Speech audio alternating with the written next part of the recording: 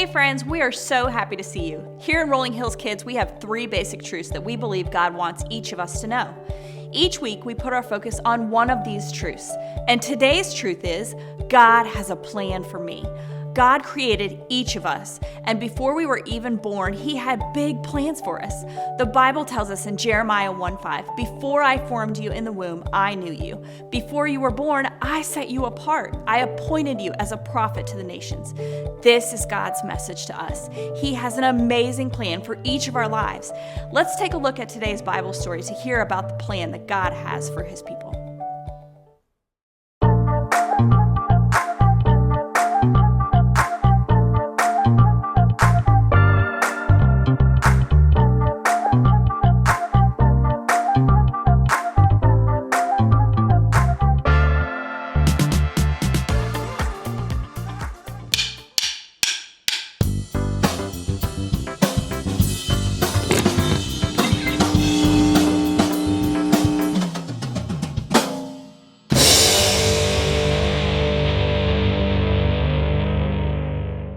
Have you ever asked yourself, what would Jesus do?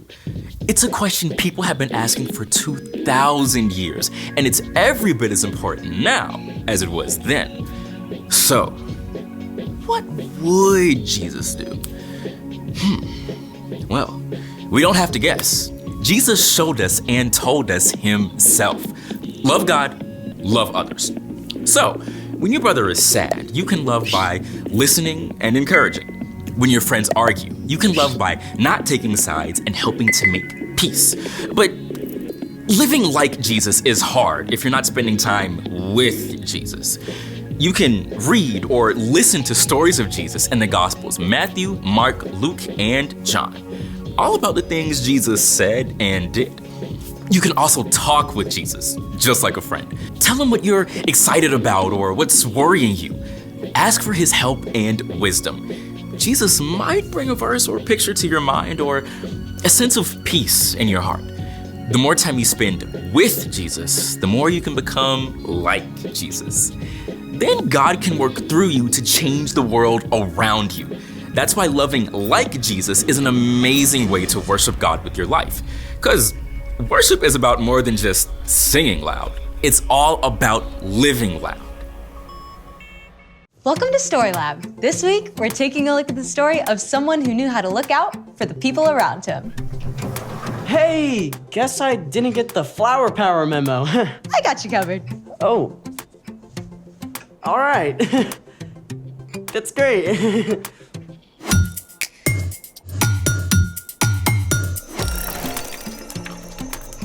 Hey, I'm Skylar. And I'm Sebastian. All summer, we're talking about what it looks like to live like Jesus. Also, we're setting up awesome activities for STEAM Camp.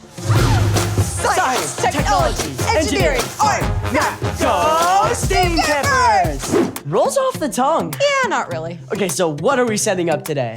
We are gonna go flower power. On it. We can use this fine flour to power some chocolate chip cookies, a cake, or even some scones. Not that kind of flour. Okay. We got sunflowers, mangolds. Closer, but still no. Then how are we flower powering? How about a thermal powered flower? That's a tongue twister. Sure. Let's make it.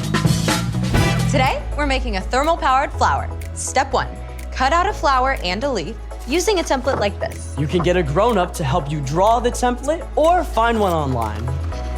You wanna know what they call me? The Picasso of arts and crafts. On to step 2. Carefully fold each of your flower petals so they form a fan shape. Like this. All right, step 3. Take a plastic drinking straw and cut it down to 3 inches long. Boom. Then cut down a wooden skewer to 4 inches. Now, I think you'll wanna use these. For sure. You got it. And there it goes. Step 4. Take the straw and wrap around clay or Play-Doh around the base so that it can stand upright. For step 5, you'll need one of these little guys. An eye screw. We're gonna tape the eye of the screw to the top of the straw. But don't cover the top of the straw with the tape. On to step 6. Take the little leaf that you cut out and tape it onto the eye screw. Perfect. Step 7. Take a very small piece of clay and attach the flower to the flat end of the skewer. Then, drop it inside of the straw. The point should hit the table.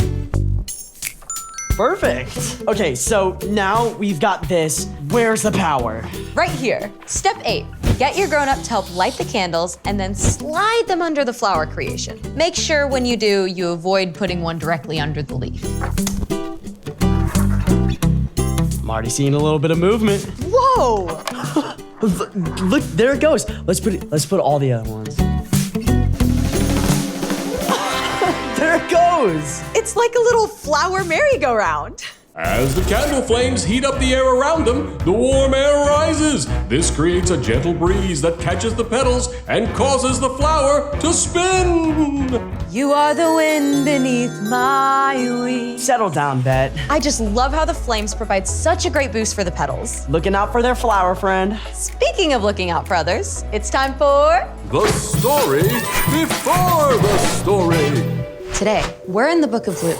Luke wanted to clearly record the story of Jesus. From the very beginning, when people turned away, God had a plan to rescue us. At the perfect time, God sent Jesus, God's very own son, to live among us as a human. Jesus was born a tiny baby and grew up like an ordinary kid. He became wiser and stronger and more pleasing to God and to others. When Jesus was about 30, he was baptized by his cousin John. God's voice spoke from heaven saying, "You are my son, and I love you.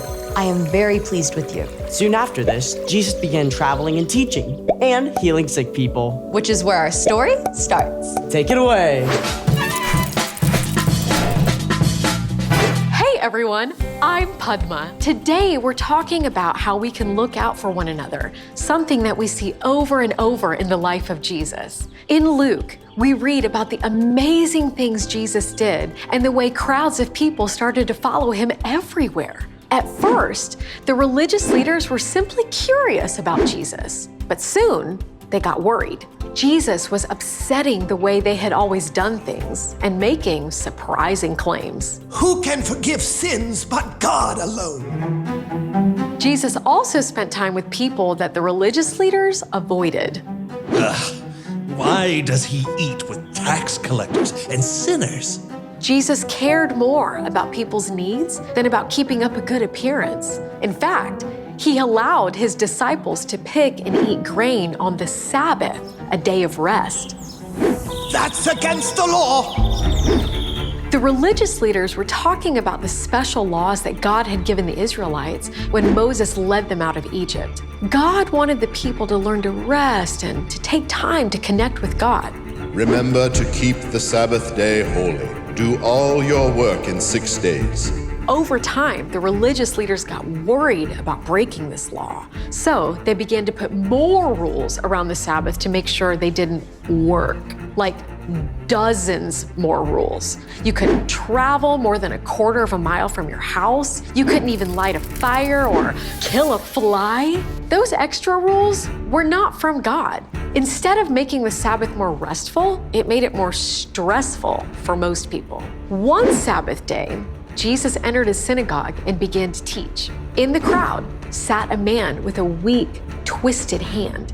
Right away, the religious leaders went on high alert.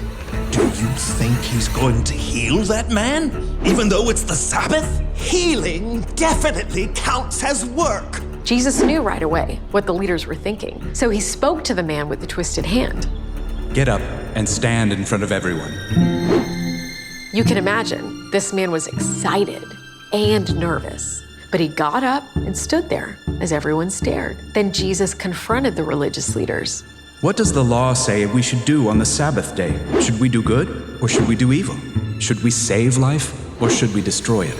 Nobody dared answer. So Jesus spoke to the man with the twisted hand. Stretch out your hand. The man reached out. Everyone could see his hand had become completely whole and good as new. Amazing, am I right? But the religious leaders did not celebrate with the man who had been made whole. Instead, they got super angry. See, Jesus had not broken God's law about the Sabbath, but all those extra rules made by the religious leaders. Jesus chose to ignore those extra rules in order to care for a man who was hurting and to make him well. But the religious leaders were so wrapped up in fear and in making themselves look good that they cared more about their own rules than about helping people. And so they began plotting how to stop Jesus. Jesus never let what others thought control his actions. Instead, he demonstrated for us all what the Apostle Paul later wrote to the Philippians. None of you should look out just for your own good. Each of you should also look out for the good of others. And that is the end. Wow, the religious leaders never really got it, did they? They really believed they were doing the right thing. They sure did, but in the end, they were just looking out for themselves. So, what's our part in the story? All this summer, we're talking about how we can live and love like Jesus. And when we look at Jesus, we see that he kept his focus on other people instead of on himself. He cared more about looking out for others than making himself look good. That's so hard to do sometimes. I mean, my default setting is me. Yeah, it's easy to think about what I want and what I need. For sure. But you can ask God to take your focus off you and help you look out for what the people around you need. I mean, you could carry some extra pencils or pack an extra snack, so if someone needs one, you can give it to them. You could look out for new people at school or church and invite them to hang out with you. You could be on the lookout for kids who need someone to play with at recess. For kids who need a place to sit at lunch. For kids who need someone to listen. Those are great ideas. And the more time and energy you spend looking out for others, the more God can work through you to change the world around you. I love it. I'm in. Me too. See you next time. So here's the thing. Look out for one another. Your family. Your friends. Your classmates. Your neighbor. Because then they can say, "You are the wind beneath my..." I'd rather see it than hear it. Who doesn't need a little flower power in their day? Thanks for joining us in the Story Lab. See you next time. Think we can make it go faster with a little more candles? Oh, you're on. That's one. There it goes.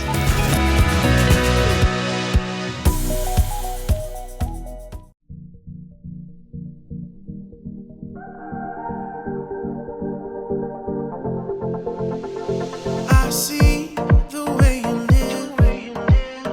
I see the way you love. I want to live like you. Oh, I want to love the way you do. I don't wanna wait forever. I know that your plans are greater. I am ready now, 'cause there's nothing better, no. Whoa, and now I know. I wanna live fully alive. Oh, I wanna live fully alive. I wanna live for you in everything I do. 'Cause I wanna live fully alive.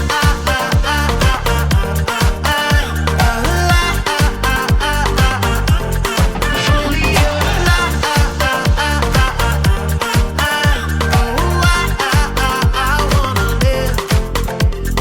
I see the way you live. I see the way you love. And I want to live like you.